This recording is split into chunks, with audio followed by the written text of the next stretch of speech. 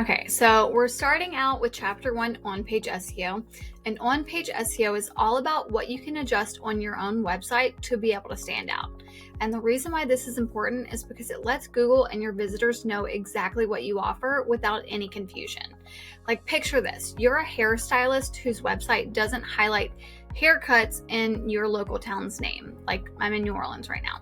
But so haircuts in New Orleans, and someone needing to get a trim or a haircut in New Orleans might miss this new hair salon because of the website not being optimized for haircuts.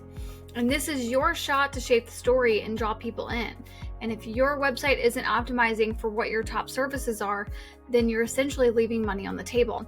We're going to break down all of the elements of on-page SEO so that way you can get a better idea of the things that you can do for your own website to be able to improve your searchability. The on-page elements of SEO include title tag, meta description, URL, your content quality, the word count, readability, heading tags, H1 to H6, anchor text, bullets and lists, images, alt text, video, keyword density, internal links, external links.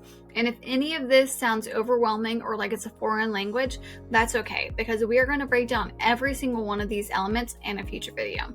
So I will see you guys in the next video where we are talking about title tags.